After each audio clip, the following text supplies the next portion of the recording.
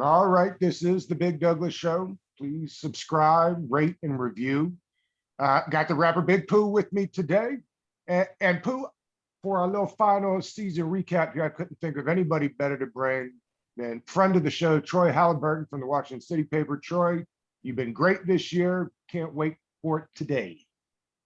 I mean, today was or yesterday, I would say, was a very big day in the trajectory of the Wizards, but we're not celebrating for people doing things that they should be doing. Like as Chris Rock said, I can't celebrate you for doing what you're supposed to do. Right. So he was out. I always thought, well, I don't know. I thought two things within the last week. I always thought that Tommy has been grinding all his life to get this job and would want to pick his own coach and ride with that. I always felt that. Now, every day that that another team lost its head coach and we weren't losing ours made me feel like they were going to stick with Brooks. So as far as you can tell, they let Brooks go, or Brooks said no thank you to the offer they made? Tommy Shepard made it clear when he had his press conference at 4 p.m. yesterday that it was his decision that he let Scott Brooks go, because he said after they lost to the Philadelphia 76ers, he had a press conference on June 4th. He said, we're not a running back team. And so when he said that no longer making the AC, that was no longer acceptable. And he put actions behind his words, and he made it be known that it was his decision to move on from Scott Brooks. And I think that in the way that they did it, I think they did it in a way where everybody in the room can remain friends afterwards. There's an elephant in the room. Nobody wants to talk about it. Everybody knows what's going on. But at the end of the day, Tommy Shepard and Scott Brooks, they can have drinks at Summer League 5 years from now, because they're still friends over the way the whole situation played out. But at the end of the day, I think that Tommy Shepard always was in the mindset of coming into his tenure as the GM of the team and making that decision on who would be the head coach. Troy, I gotta ask you, because I've felt nothing more like this season, but I've felt that, not that they weren't cool, but that Tommy and Scott weren't on the same page. Just the players that Tommy brought in versus how Scott used them or didn't use them. TBJ, to be for an example, he gave him his 5-year option or opted in on it, and then Scott Brooks didn't play him. And then they ended up trading him because Scott Brooks wouldn't play him. So am I right to assume that part of it was, I mean, we know that Tommy didn't hire Scott, but are we right to assume that Tommy saw Scott wasn't using players he was bringing in the fashion that he probably felt they should have been used, or using them at all? I definitely think that that was a factor into the decision as to why Tommy Shepard ultimately thought that it would be the best move to move on from Scott Brooks. I think that Scott, like you said, there was a little bit of, I don't know, disconnect between the front office and the coaching staff, with not only Troy Brown Jr., but other players. With Daniel Gafford, when they acquired him in a trade, he's only playing 17 minutes a night. They're playing guys like Chandler Hutchison, who's out there. He put up a stat line that I've never seen before. He TikTok before the game. He had no stats and fouled out. I'd never seen that before in my entire life. But when you have a guy like Garrison Matthews, who started 30 plus games for the team, who shoots 40+% from 3-point range, and he wasn't playing. I think that there was no method to Scott Brooks's madness when it came to his rotations. And I think that definitely played a major role in the decision-making process of Tommy Shepard and the rest of Monumental Basketball when they decided that it would be best to part ways with Scott Brooks. They share an agent, right? Tommy and Brooks. They share an agent. They do, for sure. And what does that, I mean, does that play any, does that go into anything, or Tommy gets to say, listen, you're my man and everything, but I just got different plans for your organization? As the agent, that's not how that's not how he is operating. Like his job is to get the best offer for his client. And Tommy let it be known in that same press conference I was speaking of earlier, that he's under contract. Nobody asked him how long he was under contract, but the way that he said it made me believe that he felt good about his contract. So at the end of the day, I think that the biggest thing was the negotiation upcoming with Scott Brooks. And so honestly, what I believe happened, like I said, this is not sourcing of information. I think that they made him an offer that they knew that he wouldn't accept. And that was everybody's roundabout way of being nice to not talk about the elephant in the room, and so that everybody in the room can remain friends.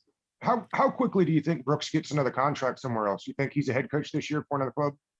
No, I think Scott Brooks is probably going to take a year, drink White Claws, chill in California. Shed no tears for Scott Brooks, because he made and got every single penny of his 5-year, $35 million contract. So how will you remember Brooks' time here? I will remember Scott Brooks as a great guy, leader of men, didn't know much about X's and O's and in-game adjustments. That's my quick 30-second assessment. He's a great guy. I was at Capital One Arena when the Wizards were one of the teams who opened up their arena for voting on election day.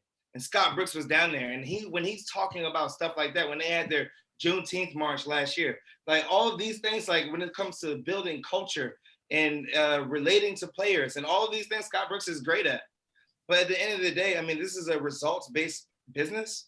And he showed over the course of his 5-year tenure that he was not worth getting paid top dollar coaching money.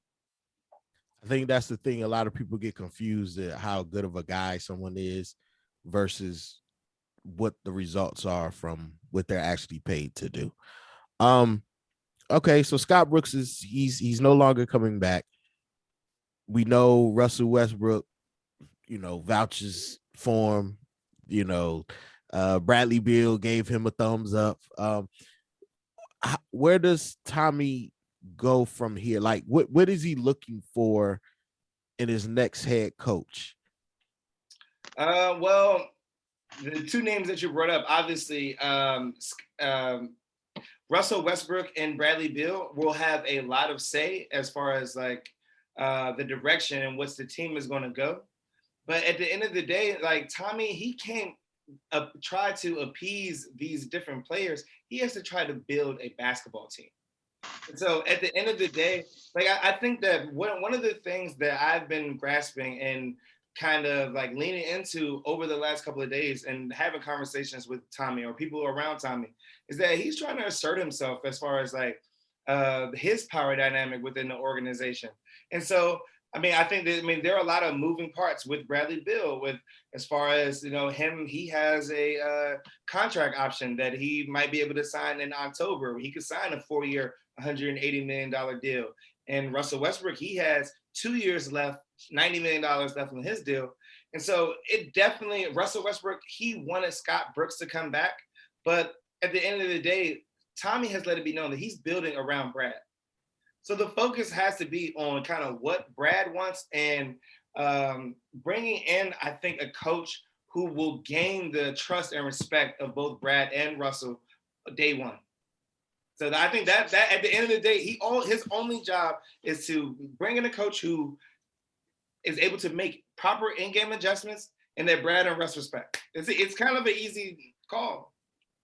Troy, I don't have the quote in front of me, but Tommy says something to the effect of waiting on the decision makes us better or gives us more options. To me, that means somebody that's still in, right? If Budenholzer gets let go by the Bucks, do you think that'll be the guy on the top of the short list for the next coach? Yeah. And who's on the short list for the Right, next job? The short list that I could give right now, Sam Cassell, Wes Unseld Jr., and Chauncey Billups. I think that if I had to give a short list, a 3-man short list, that's the list that I would give. And I think that there are a lot of moving parts. When Tommy, I don't know why he arbitrarily just gave out a timeline. He said free agency. And there were people who questioned him, why not the draft? Why not, there was a random, I don't know what his thinking is when he gave that timeline. I do know that a lot of player personnel, NBA coaches and GMs contracts might not be up until the end of the league year, which it would not be until the end of July for this year. So, I mean, there might be like some contractual things as to why he said that. But what I think that this also goes back into the reason why it took him 2 weeks to even come to this decision. Tommy is not a I'm gonna just move on the quick of a whim, reactionary type of person. He's very due diligent. He's gonna take his time. He's gonna think. And like I said, I gave a short list of 3 names that I believe that he was probably gonna look at. But Tommy might have a list of 5 guys that we've never heard of before. That might be assistant GM. Will there be a woman? Will there be a woman on the list, Troy? There you go. But I think that Tommy, because he has such this depth in the international scouting world, into the G League world. Like there's probably 2 or 3 coaches on his list of names that we've never heard of before.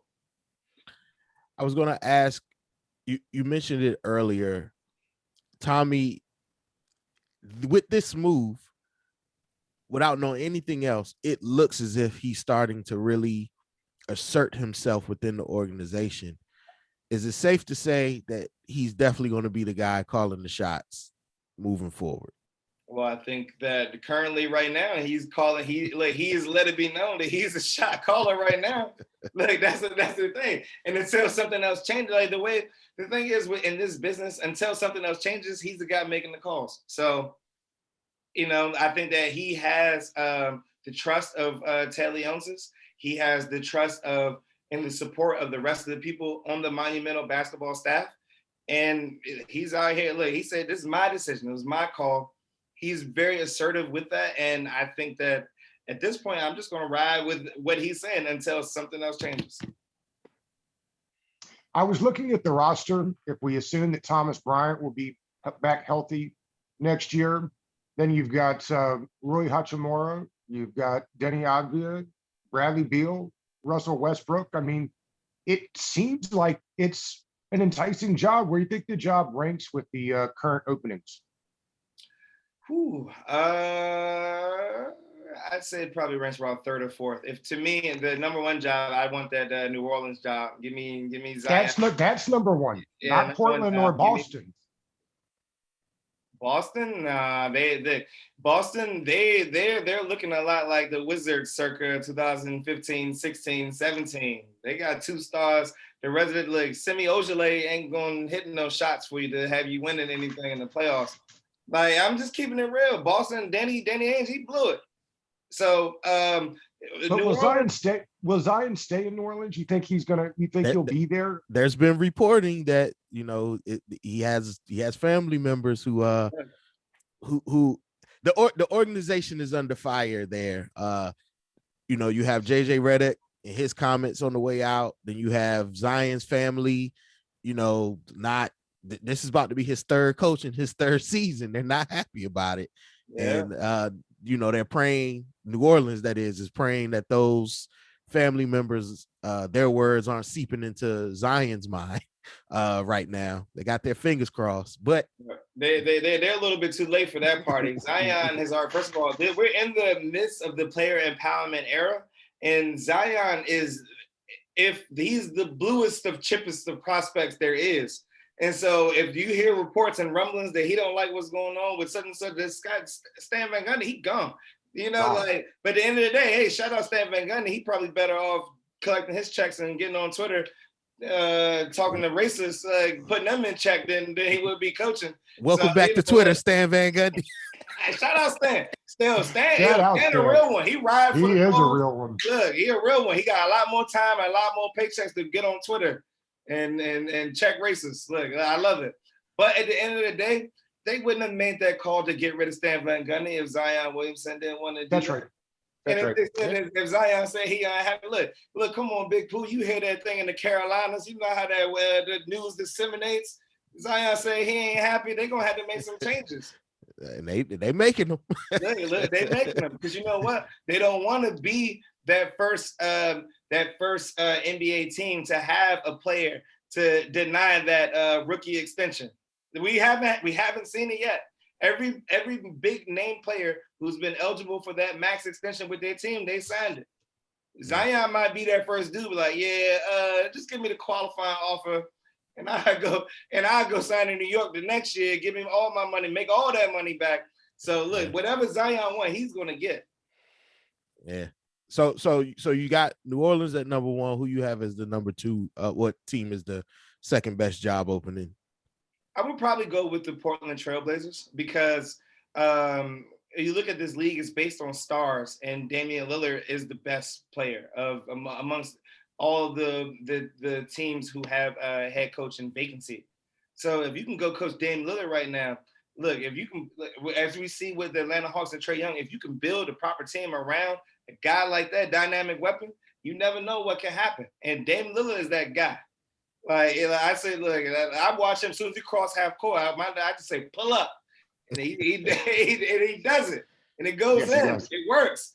So I believe in Dame. I think that would be the second best job. Boston will probably be third, and then I would go Wizards as the fourth best job.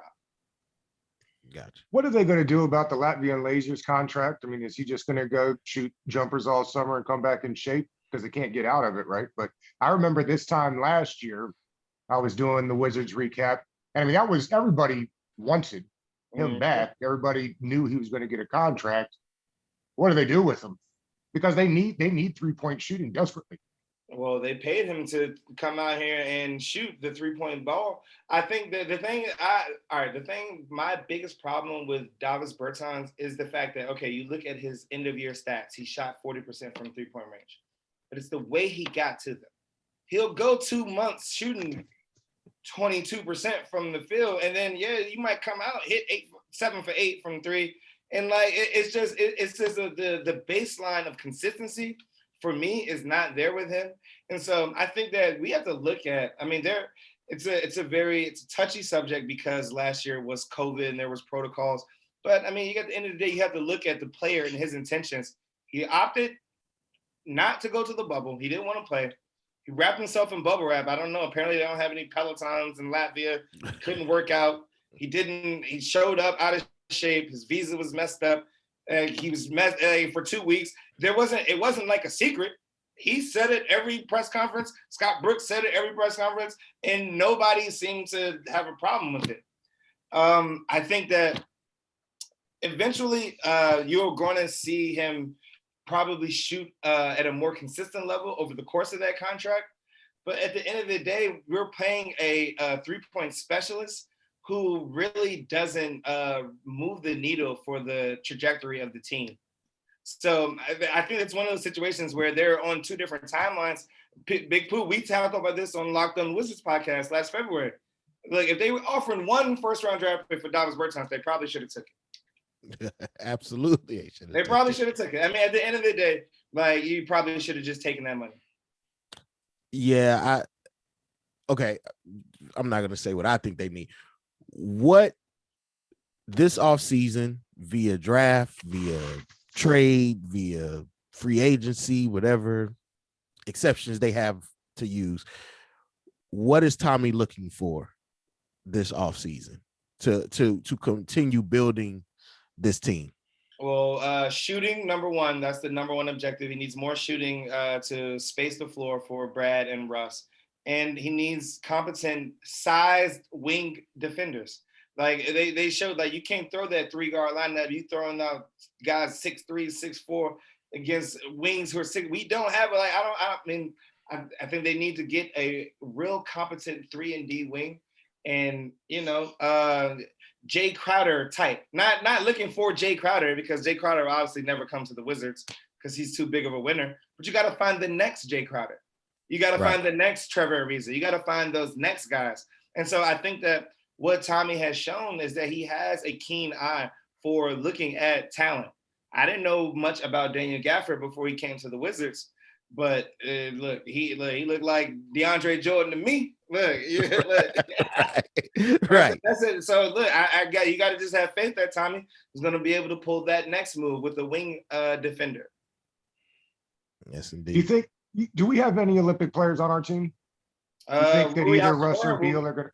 Rui Hashimura will be playing for the Tokyo Olympic team because okay. they're the host country. Well, And Bradley Beal, I think there was a report came out from Mark Stein that said that Beal and Tatum were both interested in playing for Team USA. And so I think that Beal would be a player that Team USA would want to have on their team. But you know what? Like I said, Bradley Beal, he has a contract option coming up in mid-October that he can sign for a 4-year, $180 million deal. I wouldn't want to go tear my ACL in Japan and jeopardize my contract. And Bradley Beal has probably earned enough favor within the Wizards organization that if he were to have a catastrophic injury, they probably still would give him that max contract. I think ultimately Beal will probably go and play because his BFF Tatum is going over there. And I think that it'll be a good opportunity for him to expand on his marketing globally. His brand. Yeah, look, you signed with Jordan Brand. Look, Kamaya gonna be over there. Look, you might look, they get the cameras. Look, I got the ideas in my head. They need some creative direction. They can holler at me. We can give them a discount. No discounts. The rate is the rate. The rate. As a matter of fact, look, as Marlo said, the price of the brick is going up. Hey, or as Ho say, set your price and live your life. Come on now. So Troy, ultimately, this season, everybody gives Scott praise for holding the team together during this turbulent season. But ultimately, what do you think this season, how the Wizards will be remembered for this past season? Well, they will be remembered for Russell Westbrook going crazy in the month of April, breaking the triple-double record. They might, that jersey, that 182, that shit might be in the rafters before all we know. Look, but at the end of the day, I think that Russell Westbrook went crazy in the month of April when Gary Trent hit that buzzer beater against the Wizards on April 5th. They had a 0.006% chance of making the playoffs, and they turned around and made it. But at the end of the day, they never should have been in that position because you know what? I'm a Wizards fan. I watched all the games. Yeah, they lost to the Philadelphia 76ers game 1. They had a 4-game homestand coming out of that. They lost 2 games to Chicago Bulls, 2 games to Orlando. They were in the hole from then, and that was Scott Brooks' fault. So look, Chris Miller got on the when they lost that first Orlando game. He said, Scotty got out-coached tonight. And I said, boy, I never seen that from the home team on broadcast before. But he saw what everybody else saw. Yeah. And so, yes, they did a miraculous effort and they made the playoffs, but they never should have been in that position. They should have been a 6 seed, 7 seed from the beginning. They never should have started out 0-5, losing. When they lost 2 home games to the Bulls and Magic back-to-back, the season was over then. Yeah, because they didn't beat the Magic one game. Was over. Evan Fournier was out there cooking us. It was crazy. I'm like, Scott Brooks has no clue what he's doing. So I mean, Scott Brooks, he led the team to the playoffs, but he didn't coach the team for those last 3 months. He coached for 5 years. You have to look at the whole 5-year tenure. His winning percentage was left in Randy Whitman. I don't even know why it was a decision to possibly bring him back. What are we doing here? Like you said, I think that was a so everybody can remain friends situation where look Westbrook, we offered your guy a deal. He didn't want it. Hey Scott, I offered you a deal. You didn't want it. I know. Look. And it didn't look like just we ain't bringing you back, man. Go on out to Newport Beach and get your White Claws on. Exactly. Everybody in that room could have White Claws at Summer League this summer. Look, let's get it. I might have a White Claw with Scott Brooks this summer. Look, let's get it. Let's spend a couple minutes talk about the teams that are still playing.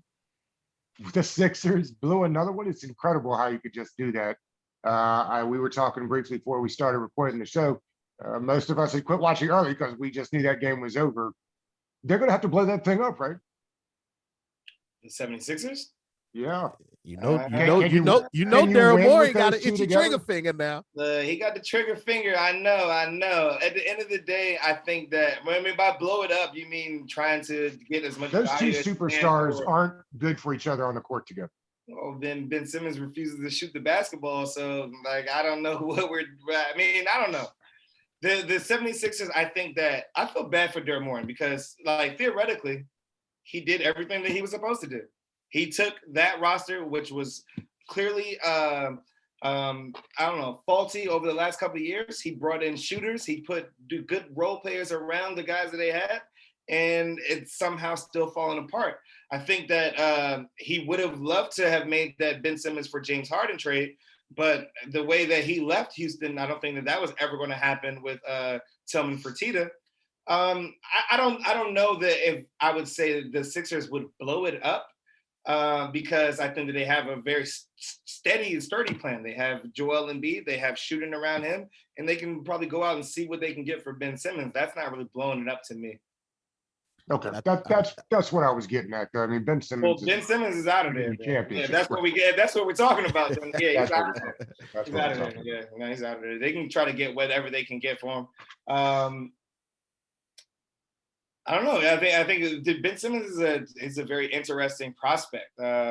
He would be not on my list of players that I would be willing to trade Bradley Beal for. No, not at all. I'm good. Not at all. Yeah, I know. And I still don't understand the concept. Defensive plus minus, a box plus. I'm good. And I still don't understand the concept of trading Beal. I mean, I understand getting picks unless you were getting another all-star back, because isn't the whole point of the picks trying to find the Bradley Beal? Like what you got? What I just never understood the point of getting rid of him, to try to hope you could find another one. Look, I'm gonna give you a perspective. Let's think about this, right? Okay. Let's say you trade Bradley Beal, right, and you get a good prospect, a Shai Gilgeous-Alexander type of prospect, and a lot of draft picks. The Wizards probably still will be an 8th seed next year in the playoffs. Like if the goal is mediocrity, Bradley Beal isn't moving the needle in a way that Brad's a great player. I don't think that he's a number one contender on a championship team. I think that he's probably a good number 2 next to a KD, LeBron, Giannis, or Kawhi type. If you don't have one of those guys, he's probably a number 3. And so at the end of the day, like if mediocrity is the level, they can make the 8th seed with Russell Westbrook and scraps. They don't need Bradley Beal to do that. And while he is at the highest possible value that he is as an asset, I think it'd probably be smart for them to try to get what they can for him. Yeah. When you put it that way, yeah. I mean, like, do you in what world do you see Bradley Beal leading the Wizards to a 2025 NBA championship? Him being the best player on the team. I think the thing I always look at is the grass greener scenario, right? Like you trade a Bradley Beal searching for a Bradley Beal or better. That's essentially what you're doing. Like you're looking for a younger version of a player that could be better, hopefully, than what you just traded, or at least be similar to, on the level similar to the person you traded. And I think the problem comes with if you trade a guy of that caliber, what do you get back? Because them draft picks, come on, you're rolling the dice. Like, and then depending on where they're getting traded to, them picks might not even land anywhere. No, you're right. Where you're going to even have a chance, unless you're just, you end up lucking up and finding the next, Giannis or somebody or Kawhi at 16 or whatever. But I think that's probably the scenario in most people's minds, because most people nowadays, they don't think about team building. Mm-hmm. They just think about stars. So it's like, oh, you don't have any stars on your team. Like I'm seeing everybody say, oh, the Wizards need a 3rd star. No, the Wizards need shooting and defense. Yeah, and the Wizards need a 1st star, superstar. We got 2 stars. The Wizards need a superstar. Superstar. That's the thing. And so I think you said you're evaluating what caliber of player Bradley Beal is. I think we're getting on this philosophical standpoint. What caliber of a player is Bradley Beal? How high is his ceiling as a player? Is this the type of guy like that you're going to be paying a max contract to, and you're going to be building around? And what would ultimately be the ceiling of an organization on a Bradley Beal-led team? Like, these are all questions that like Tommy Shepard, it keeps him up at night probably. But at the end of the day, like, I love Brad. I think he's a great player. But he hasn't been a better leader for the Wizards than John Wall was. John Wall hit the game-winning shot against the Boston Celtics, jump over on that table, said, "This is my city." It's still his city. Brad claimed the city since John Wall did that. I think Russell Westbrook showed the whole organization what true leadership is and what it looks like this season. I also thought, and I thought it was interesting. Brad said he was going to go out and recruit this year. Like, I don't understand why it took so long to do that. I mean, he always been recruiting. Nobody gonna come here. KD wouldn't even take a free steak dinner from Monumental. Like, I mean, I don't know. And then they would recruit who? They don't have any money. They don't have any. There's no cap space. They're not close enough to lure people for veteran minimums. That's why the only miracle was them being in the position of team like the Toronto Raptors, where they got the 7th best odds that they might have Cade Cunningham next week. You never know. But I think the Wizards, we're in unless we believe that Bradley Beal is going to transcend into this next, he's going to be this Kobe Bryant-like type of player, and he's going to be able to lead the Wizards. I mean, we're on a hamster wheel right now. And I think as Wizards fans, I just want to be entertained in the process. So who do you got winning that series? Between Philly and Atlanta. Yep. Man, that's tough. They're going back to Atlanta for Game 6. I'm giving it to Atlanta, man. They're gonna get that Oregon. Shout out to my man. Look, they're gonna get the Oregon going. I think Atlanta might sneak them. I'm gonna tell you why Atlanta. Philly has blown Game 4. They blew an 18-point lead. And the 26. Game 5, they blew a 26-point lead. Yeah. No, you can't. It's hard to come back from that. I know. And now you have to win 2 in a row. And like I said, that game when they like that, look, Quavo gonna be courtside. Come on now, man, Keisha, they gonna be courtside. Come on now. Oregon gonna be playing like it's gonna be like Trae Young Ice Trae's gonna come out. I think that the Sixers might be in trouble. Now, if it goes back to a Game 7, who knows? But if they can take care of business in Atlanta, if they had an MLK court with the ebony with the flag, look, they had that court. Look, they might be in trouble. Look. A lot of people not noticing yesterday. Bogdan had a terrible game. Yeah. Herder, terrible game. I don't even think he scored. Yeah, but Lou Will was out there, Lemon Pepper, fresh. Lemon Pepper came out there and hit like 13 in the fourth quarter. Gallinari, look. Gallinari. Veterans. So now you're going home. That's when every player on your team typically plays well. That's right. It's when you go home. So quickly, let's get the other ones in. Let's switch over. Are you surprised Giannis hasn't even attempted to guard KD? I saw it today. Giannis has not guarded KD in the fourth quarter one time. Not one time, one possession in the fourth quarter has Giannis stepped out on KD. Has that surprised you? He says he'll guard him now. It's too late, I think. Well, no, it doesn't surprise me at all. And what he said was he kind of threw his coach under the bus. He said, I'll do whatever Coach Bud wants me to do. And I think that Coach Bud has shown that he has his system. He's a Scott Brooks plus. Scott Brooks Sr., baby. Scott Brooks Sr. He's showing that he's got his system. Like somebody go tell Bud that maybe you should switch Giannis on the Giannis. Who said Bud was a Scott Brooks that wins in the regular season? Exactly, Scott Brooks with a goatee. That's it.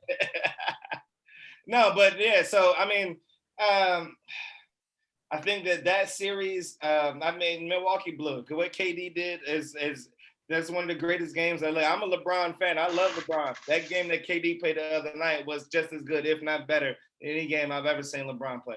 So KD is the best basketball player in the world right now, right? Right now in the world. Got to give it hands down. Got to give it to him. Everybody was talking about KD. They say he's the best player in the world. We needed LeBron to carry the team on your back, and he came out. One of those games he did. When he was 49, 17, 10, 3 blocks, 2 steals. I'm 48 minutes. Incredible. I don't even know. I can't even. You can't criticize the box score. You can't. He played the criticize. whole That's game. why, you saw Steve Nash was hugging him like it was Juneteenth or something. Like, I love you. Yeah. I love And you. Harden was on one leg. I mean, that was not Harden. Harden So was he out got- there as a decoy. Harden, a decoy, but you know what? Harden, I think that Harden, he showed you like, yo, I'm ISO ball. Like, no, I'm a point guard. I'm a ball handler. I went 0 for 12, 1 for 12, but I'm handling that rock. I'm putting everybody in the spots, and I'm hitting my free throws. And when he guarded Giannis, he said, I'm good. In the post, yeah, he was like, I don't need no help. That was great. And then Giannis took a fadeaway. What is he doing? The fadeaway. The fadeaway. What is he doing? But Harden said, he said, no, I don't need help. He's good. James Harden earned a lot more respect amongst certain people who felt that he was he was just out for himself. Mm-hmm. Like, coming out when you weren't ready to play. Wasn't ready. But knowing your team needed you. 46 minutes.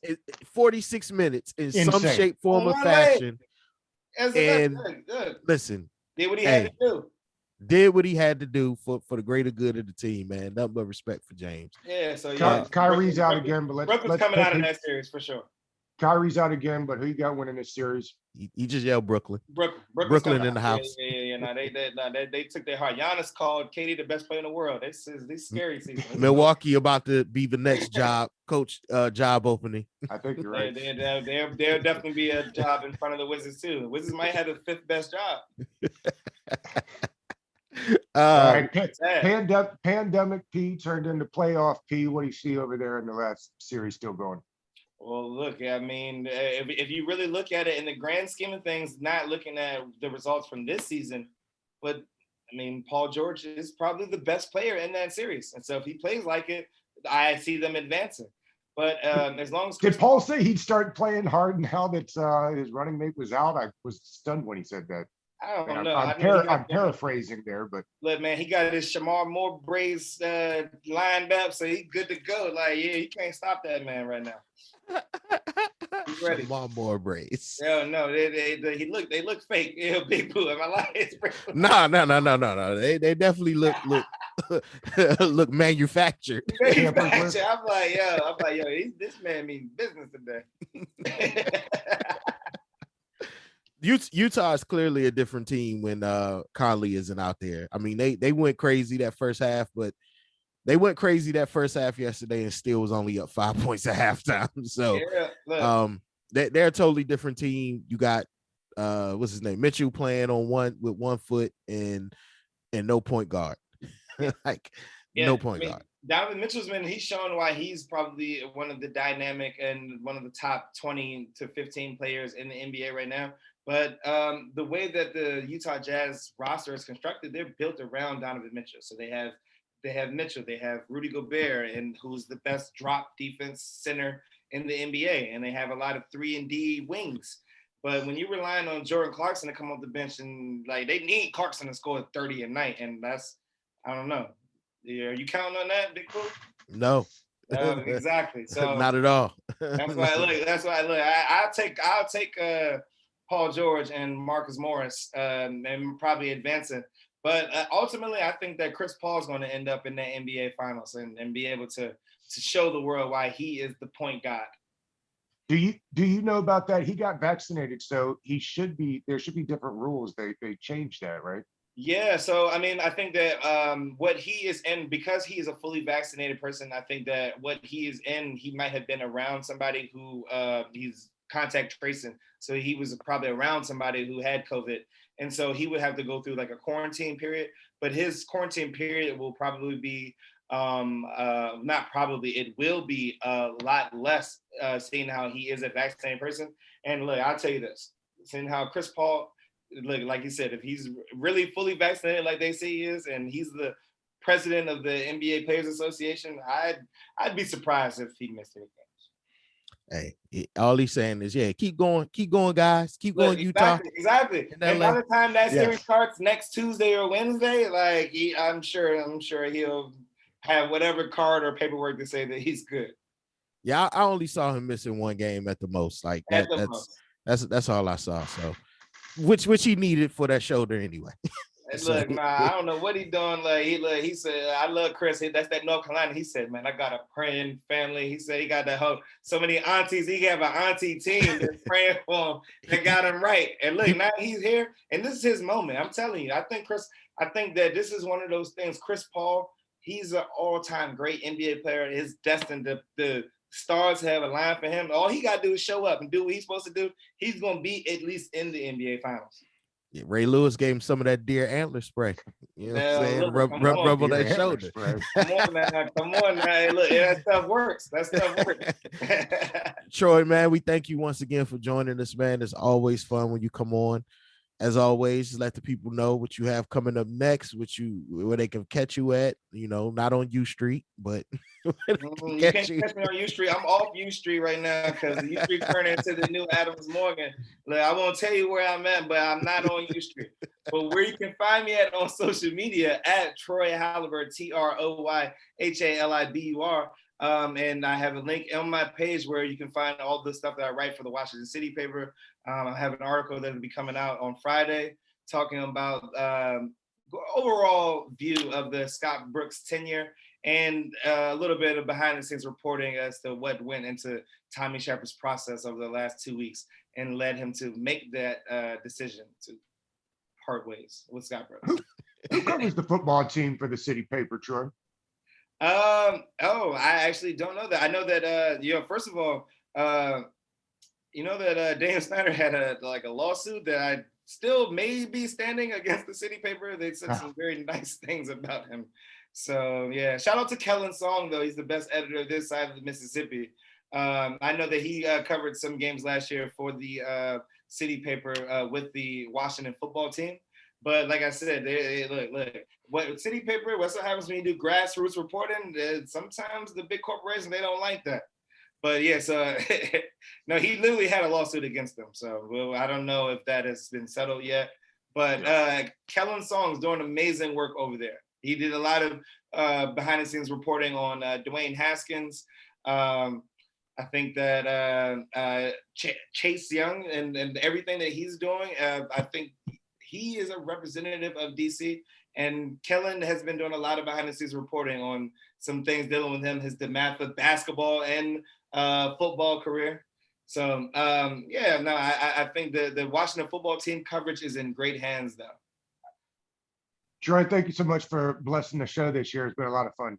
I appreciate that, Doug. I appreciate that, Big Pooh, man. Thank you for having me. You guys are out here building. Remember the little people when you all get out here, man. Look, every time y'all get a guest, the guests are getting bigger and bigger. Look, I'm trying to keep up. That's due to Doug's hard work. Gathering guests. Doug don't play. He go for the smoke now. He go for it all. Doug out here in the grind, like he will slide into your DMs for all business. All business. No problems with that. Let's get it. I love it, my brothers. All right, Troy. Have a good one. All right, peace.